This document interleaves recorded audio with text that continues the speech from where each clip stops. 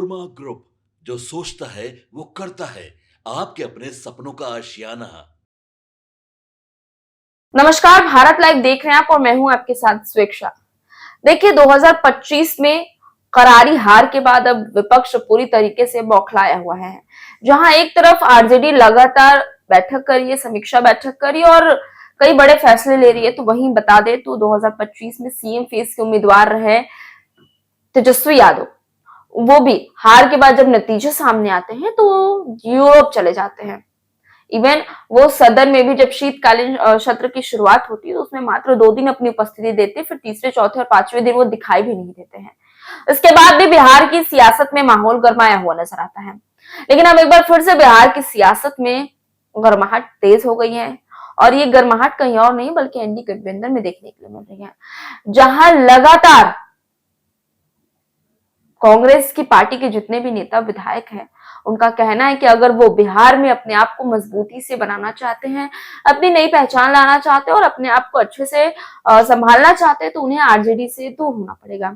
और ये ना केवल पहली बार है बल्कि इससे पहले भी कई बार कई नेताओं ने ये चीज कह दी है, बातें सामने रख दी है कि कांग्रेस को आरजेडी से अलग हो जाना चाहिए। अगर वो साथ रहेंगे तो कुछ नहीं कर पाएंगे, उन्हें अपनी मजबूती के लिए आरजेडी से अलग होना होगा। इन्हीं सब बीच में एक बार फिर से पप्पू यादव, जो कि पूर्णिया के सांसद है, जो कि लगातार अपने बेबाक अंदाज के लिए जाने जाते हैं, अपनी वाणी के लिए जाने जाते हैं और साथ ही साथ कांग्रेस के एक तरफे दीवाने भी कहे जाते हैं। अब यही पप्पू यादव जो है लगातार कांग्रेस को ये बातें कहते हुए नजर आ रहे हैं कि उन्हें बिहार में कांग्रेस को अगर लंबे समय तक अपने पैरों पर खड़े होने की जतन करनी है तो पार्टी के कुछ नेता अब खुलकर आरजेडी से रिश्ता तोड़ने और अपने दम पर चुनाव लड़ने की वकालत कर रहे हैं।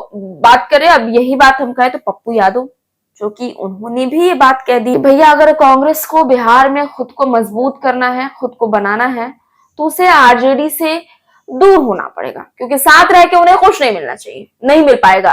देखिए जब रिजल्ट भी आए थे, नतीजे भी आए थे, उसके बाद जब मीडियागंज जाती थी और विपक्ष से, चाहे वो आरजेडी हो, कांग्रेस हो या फिर विपक्ष के जितने भी नेतागण उनसे बातचीत करती थी, तो वो लोग यही कहते आ रहे थे कि उनका संबंध सिर्फ और सिर्फ चुनाव तक था, आपसे ऐसा कुछ भी नहीं। और इवन यहां तक भी उन लोगों ने कहा था कि अगर हमें हार का सामना देखना पड़ा है तो वो सिर्फ और सिर्फ आरजेडी की वजह से और महागठबंधन में एकता ना होने की वजह से, और यही चीज अभी भी नजर आ रही है।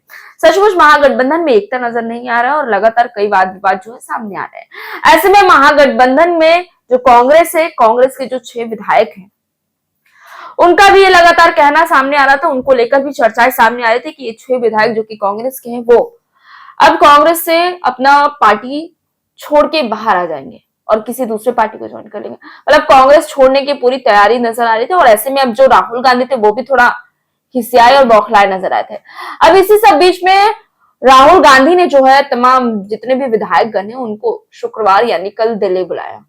दिल्ली में बैठक हुई और बैठक के बाद क्या कुछ है वो भी आपके सामने लेके आएंगे। लेकिन उस बीच पप्पू यादव का इतना बड़ा बयान सामने आना कि कांग्रेस को अगर अपने आप को संभालना है, मजबूत करना है बिहार में, तो उन्हें आरजेडी से छुटकारा लेना होगा, आरजेडी से दूर जाना होगा।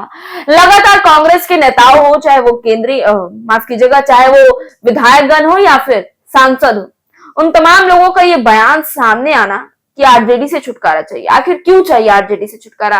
क्या दिक्कत दे रही है आरजेडी? क्या समस्या है? एक समय में दोनों एक दूसरे के हाथ पकड़ के चल रहे थे। 2025 के चुनाव में दोनों ने मिलकर और जमकर कोशिश की थी कि वो 2025 में विधानसभा चुनाव जीत सके और बिहार में अपनी सरकार ला सके, पर ऐसा नहीं हुआ। कहीं ना कहीं सत्ता पक्ष ने उन्हें करारी हार भी दे दी। लेकिन अब हार के बाद जहां एकता नजर आनी चाहिए, जहां दो जितने भी महागठबंधन के घटक दल उनको एक साथ बैठ के समीक्षा करनी चाहिए, बातचीत करनी चाहिए और एक बार फिर से नए सिरे से अपने आप को उभारने की कोशिश करनी चाहिए, तो वहीं अब टूट की खबरें सामने आ रही है। अब कांग्रेस के बड़े बड़े नेताओं का इतना बड़ा बयान सामने आना कहीं ना कहीं एक नई राजनीति को दर्शा रहा है, एक नए रुख और नए रास्ते को सामने ला रहा है। अब चलिए पप्पू यादव का ये बयान और कांग्रेस के बीच की जितनी भी अटकलें थी वो हम आपके सामने लेकर आ चुके हैं। अब आगे क्या कुछ होता है देखना दिलचस्प रहेगा। खबर को यही छोड़े चलते हैं, स्वेच्छा बने रहे भारत लाइव के साथ। आपके सपनों को हमने सजाया है, ई होम्स पैनोरामा को हमने बनाया है। ई होम्स मेरा एक सपना था जिस पे मैं पिछले 4 साल से काम कर रहा था। हमने जो बनाया है वो सबने है माना। ई होम्स पैनोरामा में हो आपका भी आशियाना। और फाइनली हमने 2021 में इस प्रोजेक्ट को लॉन्च किया। बहुत लोग अप्रिशिएट कर रहे हैं कि पूर्णिया जैसे शहर में, बिहार के, एक तो बिहार की बात करें उसमें भी पूर्णिया जैसे छोटे जगह में इस तरह का लाइफस्टाइल देना, ये सुन के हम लोगों को बहुत अच्छा लगता है। ई होम्स में हमने कुछ और भी किया है, जैसे हम जिस जगह में रह रहे हैं हमारे फैमिली सिक्योर हो, उनको सिक्योरिटी का ध्यान में रखा है। आपकी सुविधा और सुरक्षा आपके लिए खास है, ये आपका विश्वास है। इसमें आर्टिफिशियल इंटेलिजेंस का 7 लेयर सिक्योरिटी का हमने इस्तेमाल किया है। लस ग्रीन कैंपस को बनाया है। यदि हमारा बाउंड्री वाल है तो वो वर्टिकल गार्डन है। ये जितनी भी फैसिलिटी होता है एक इंटरनेशनल टाउनशिप में, ई होम्स है, ये हम लोग विश्वास नहीं कर पा रहे हैं। जो भी हमारे मित्र दोस्त या जो भी हमारे बाहर के बाहर आते हैं तो हम लोगों को बहुत अच्छा सुनने को मिलता है और बहुत अच्छा क्रेडिट मिल रहा है। वो सारा हमने सिर्फ एक बिल्डिंग नहीं बनाया, हमें एक बहुत अच्छा लाइफस्टाइल दिया ई होम्स में, और मेरा एक सपना था जिसको मैं आज फुलफिल होते हुए देख रहा हूँ। ये आपका आवास है। ई होम्स पैनोरमा में अब आपका निवास है। E homes Panorama, luxurious lifestyle redefined. Panorama group, जो सोचता है वो करता है। अगर ये वीडियो पसंद आई और वह बिहार के राजनीति और बिहारियत से सरोकार रखेनी तो सब्सक्राइब बटन दबा के चैनल के सब्सक्राइब कर ली। ओजे एगो घंटी बा, ओकरा बटन दबा देला से कुल सटीक और मारक खबर रुआ मुफ्त में मिल जाई।